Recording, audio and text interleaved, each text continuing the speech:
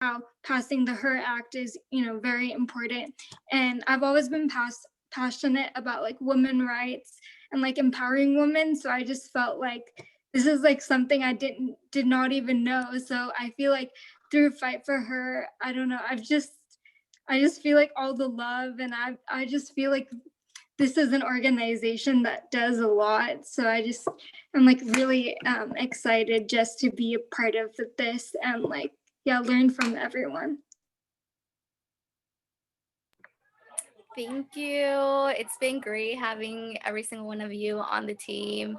But now let's kick it over to Jerisha from North Carolina. Hey everyone, my name is Garija and I'm a senior in high school here in North Carolina. And one of the things that I've loved working on with Fight for Her is using creative methods like the town halls and graphic design in order to get information out to people, and also being able to learn about more detailed policy issues regarding reproductive health. And I was involved in getting out the vote this past November and January, and it was amazing to be able to make a concrete difference in this election just from the skills I learned in the fellowship, the Summer of Her Fellowship, and showing people how important their voices are and helping them find information that helps them vote. And personally, I want to continue working with Fight for Her throughout the next couple of years because of the reason that I started, actually. I saw so many headlines about reproductive healthcare restrictions last spring when the pandemic first began, and I want to work towards stability and to ensure that people don't have to worry about basic healthcare services if another issue like this arises. So I'm really excited to continue working with the campaign. Thank you. Thank you to everyone for sharing your experience with us. It's been great and phenomenal working with everyone. And we have to keep this going. We need more leaders like Kyra, Katie, Ranjana, and Jerisha. We have so many different volunteer and leadership opportunities for everyone, whether it's writing LTEs or phone banking, petitioning, helping on social media, whatever it is, there's a place for someone to help out.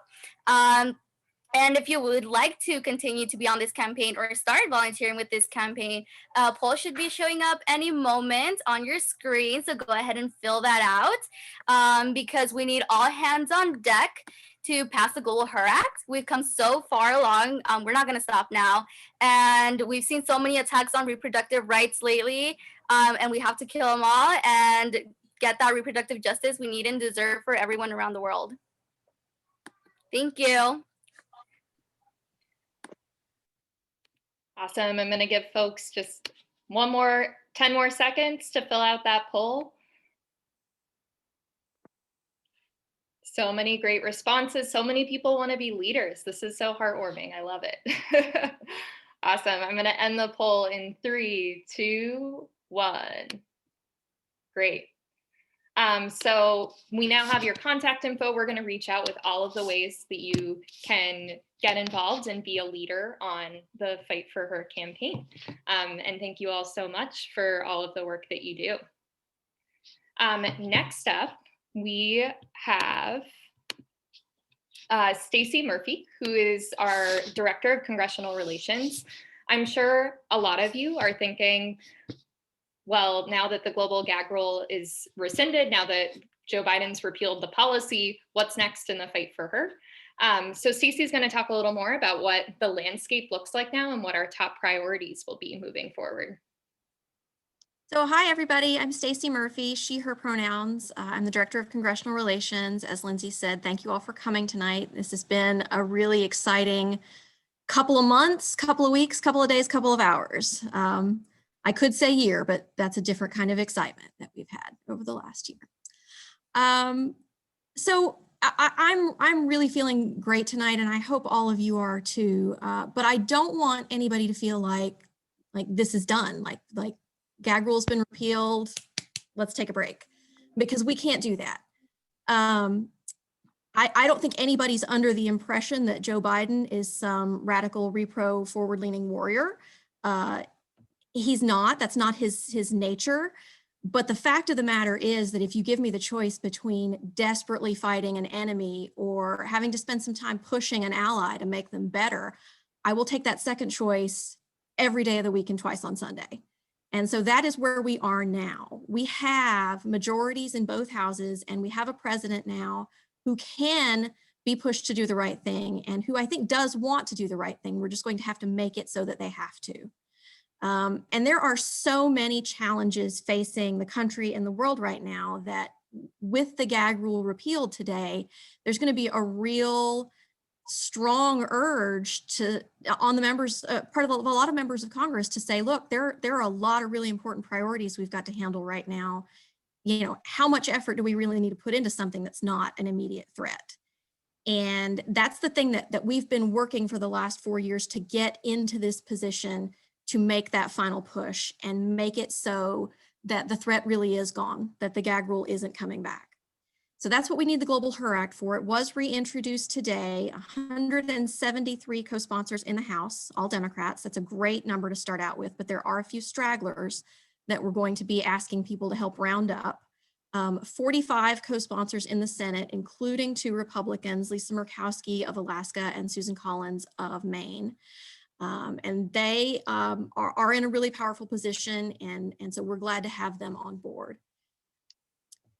That's what we're going to be working on. That's the next big thing that we have to get out of the way before we can really start pushing forward on some of the other proactive policies. We've got to get the Global HER Act passed. That's job number 1, top priority. We're in good shape, but we're going to need everybody to dig in and go just a little bit further with us to make that happen.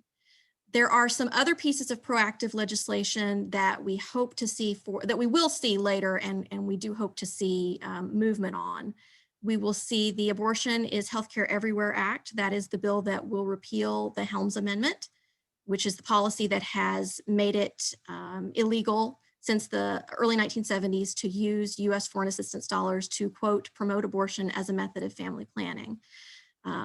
That language implies that there are some exceptions in which, you know, abortion is not a method of family planning, but it's always been interpreted as an outright ban. So one of the things we've been trying to get done is a clarification that there are exceptions to that policy. But ultimately what we want to see is a full repeal. And so that's another thing that we're going to be moving forward on. And that will be coming in the next couple of months. We haven't really nailed down a date yet for when that will be reintroduced in the House, and we're still working on the Senate, but we do expect that to happen this year, and we'll be coming to all of you again for help with co-sponsors and to really lift up that bill. We may see some additional work around UNFPA. We did see included in the executive action today a move to refund UNFPA. We have not been making a US contribution to them over the last 4 years, shockingly, and we've seen the move to resume that contribution today. So there are a lot of things that we're going to be working on over the next year, especially, and the next 4 years. And that's just a sort of beginning of all of that. We also will see a couple of other additional bills, the Reproductive Rights or Human Rights Act, and a few other things. But top priority, Global HER, and then kind of coming on the heels of that, once we've got that taken care of, it'll be time to turn toward the Helms Amendment. So I'm seeing some questions in the chat here. Who are the Democratic stragglers on the Global Gag Rule vote in the House? We will get all of that information to you. I see Lauren already said that. We'll reach out with actions you can take to contact the elected officials who are not on yet, and to thank the ones who are, because that's a really important action to take too, because that's a great way of letting your members know that you're watching, that you appreciate what they're doing, that you want to see them keep on doing it. So what other questions do we have?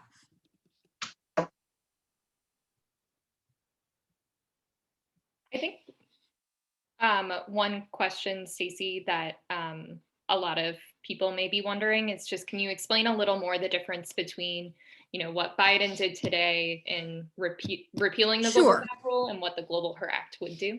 So what Biden did today was executive action, and that's the way that it's called an executive memorandum, and that's the way that the Global Gag Rule has always been imposed or repealed ever since 1984, since the very first time it was put in place under Ronald Reagan. It's always lived at the White House. It's been in the purview of the president.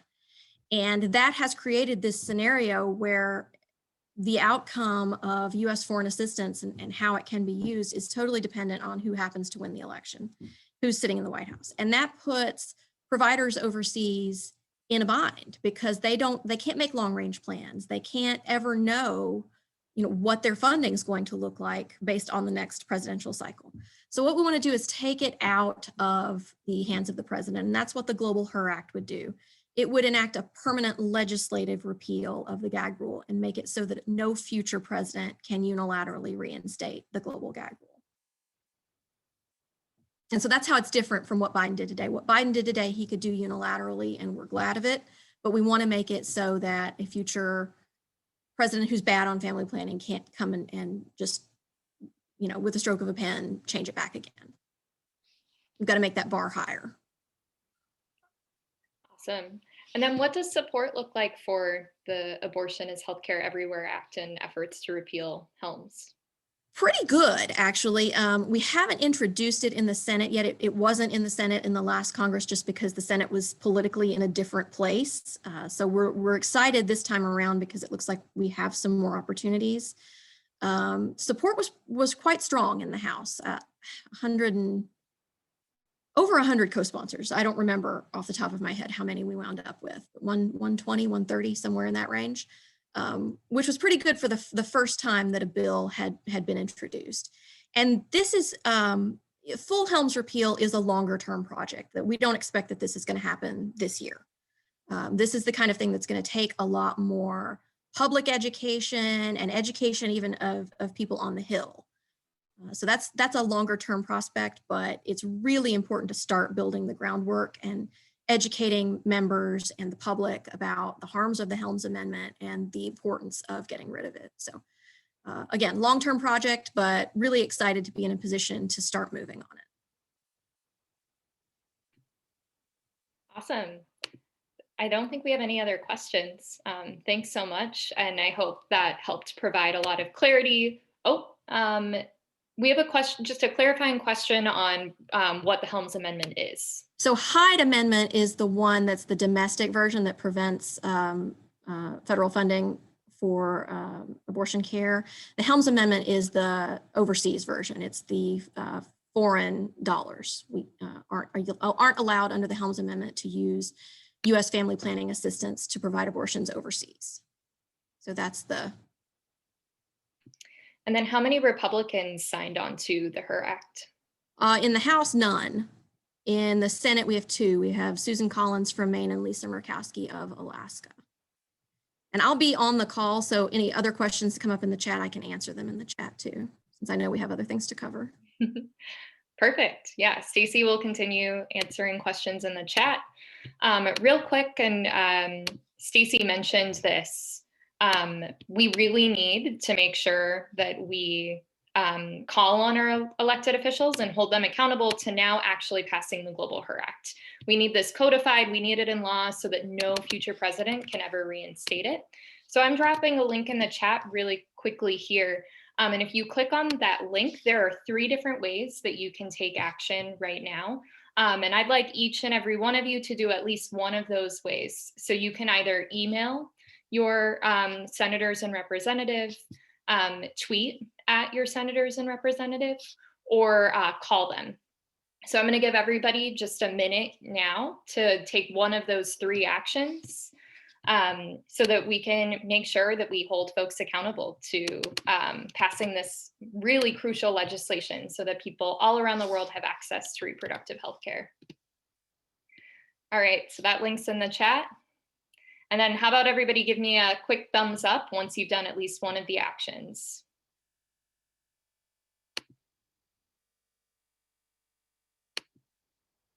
All right. I'm sorry, I'm a little bit confused. I thought the Global HER Act, what is the difference between the Global HER Act and is it, the Hyde or the Helms Amendment? What is the difference between, what? I thought that the Global HER Act solved the issue with the Helms Amendment. I'm not understanding that. Yeah, that's a great question. Lindsay, do you want me to hop in on that? So the Global HER Act would permanently repeal the Global Gag Rule, which is not the same thing as the Helms Amendment. So the Helms Amendment is the rule that says that you cannot use US foreign assistance dollars to fund abortion care directly. The Global Gag Rule goes a step further than that. It says that if you are an overseas provider using your own private money, non-US money, to do any abortion-related work, you lose all of your US money, even if you were using that US money for other basic healthcare services that didn't have anything to do with abortion care. So they're sort of two tiers of the same restriction. And Biden got rid of the gag rule today, but it could come back. So the Global HER Act would prevent that from happening. And then the abortion is Okay, now and then abortion between everywhere is the Helms Amendment. do you have a priority of those? It seems like We've got to get rid of, wanna we've got to take care pass of that. Global HER first. Global HER is the top priority because that's Right, okay. One, it's the sort of you've got Helms and then you've got the gag rule sort of layered on top of it. So we've got to get rid of the threat of the gag rule first. And one, that's the easier lift. Like if we can just, that's possible to do this year. I don't think we're at a point where we could pass the Helms repeal this year. So that's a longer term effort. So top priority is Global HER. And all right, and the Hyde Act is Medicare. Or Yeah, Hyde is domestic. Medicaid. Hyde is a domestic policy. Yeah. Do you think we should make that population control should make that a priority? Because we've got a lot of women in the United States who, Yeah, we support. If you're rich in this country, you can get an abortion. If you're poor, exactly. No, we absolutely support the end of Hyde. But our portfolio is mostly international, and our role is more to be helpful domestically where we can. But there are a lot of strong groups like Planned Parenthood and NARAL and other domestic groups who sort of have that's their ground, and our role is to be helpful where we can. But we're internationally focused primarily. Awesome, thanks, Stacy. And then I think we'll also have a few minutes at the end of the call left over if anybody wants to stick around and ask any additional questions. I'm sure Stacy wouldn't mind staying back for a few minutes to answer those. Now I'm going to kick it to my colleague, Lauren. You heard that you took a quick action to contact your legislators, but there's also other ways that you can really make your voice heard on this issue and make sure that this is a top policy priority for our senators and our representatives. So Lauren, I'm gonna kick it to you. Hey everyone, thanks Lindsay. It's so good to see everyone. I'm feeling so good today, finally, about everything that's going on. And it's really great to have this space to come together and celebrate. I mean, we were talking about all the calls that everyone made back in, September, October, November. And there are some folks on here who put in dozens and dozens of hours, and we really appreciate that so much. And now that we've had not only the Biden administration go into the White House, we also have repeal of the Global Gag Rule, and we want the opportunity to really talk that up and talk about all of the great work that you all have done. And one way that you can do that is by writing a letter to the editor. And so Lindsay is going to drop a link in the chat to what a sample letter to the editor looks like.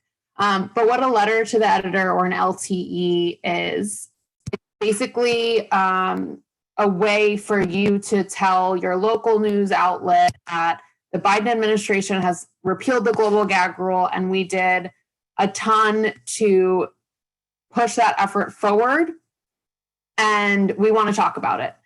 And so you'll see on the sample LTE and the link that Lindsay shared that there is a basic outline, and then there are highlighted spaces for you to put in how much time you spent working with Fight for Her to make this happen, and ways that you were involved and what state you're in, and the elected officials that you worked with who have now co-sponsored this legislation, and how grateful you are to them for doing that. And so you can really personalize this and make this your own and make it about your experience, not only with the campaign, but the experience that you had in working to make sure that the global gag rule would be repealed.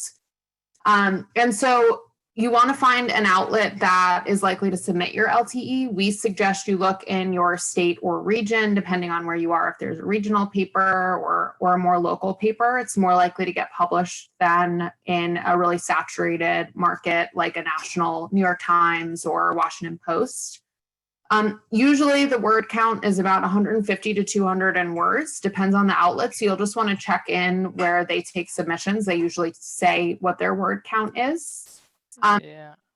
We want you to submit your letter to the editor Let me show you as real soon quick. as possible, because other people will likely be doing this as well. So we suggest you do this either today or Friday or Saturday for the best shot at getting it published. And most likely, if you submit in 1 What'd you say? days, you're more likely to have the story published. And then you can also follow up with the outlet after you submit it and just say, hey, I submitted this LTE. I'd really appreciate if you published it. It's a really important issue, and we want to make sure that we're highlighting the great work that our member of Congress did by supporting this bill or putting pressure on our member of Congress to support the bill. And if you do get published, we really want to know, we really want to see, and we really want to lift up the effort that you put in and the work that you put in. So you can shoot Lindsay an email or anyone on our team and just say, hey, here's the link, I made it happen. And with that, I also just want to say again how grateful I am for all of the work that our volunteers have put in over the past couple of years. I know it's been an uphill battle, and again, just everyone give yourself a pat on the back. This has been great. And so back to Lindsay. Thank you. Awesome. Thanks so much, Lauren. I don't know about you, but that kind of made me feel a little better about submitting LTs. I've actually never submitted one myself before, but it's a pretty easy process. So I'm going to launch a poll right now. And it basically asking if you'll commit to writing a letter to the editor. And if you respond positively, we'll reach out to you just to make sure that you have all of the information that you need. And we can help answer any questions that you might have. So I'm launching that poll now. If you're gonna submit a letter to the editor, make sure you click yes. If you're not sure, we can reach out and provide you with some more details. All right, and I'll give people a few more seconds to answer the poll. Lots of people who are interested. This is really awesome. All right, I'm gonna give you all 5 more seconds. 5, 4, 3, 2, 1. Awesome, so exciting. I'm really excited to work with you all to make sure that we get these letters placed. We really can't do any of this work without our volunteer leaders, like we've said, and we also can't do it without the generous support from our donors. So I'm going to kick it to my colleague Tori, who's going to talk a little more about what it means to be a donor to Population Connection Action Fund and help support the fight for her.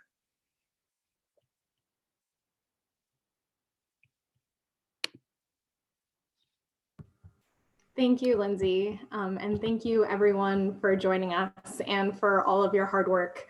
The victories we highlighted here today would not be possible with all your dedication. You guys made this happen, and together with our many donors who supported this campaign, we made it and we did it, and it feels great.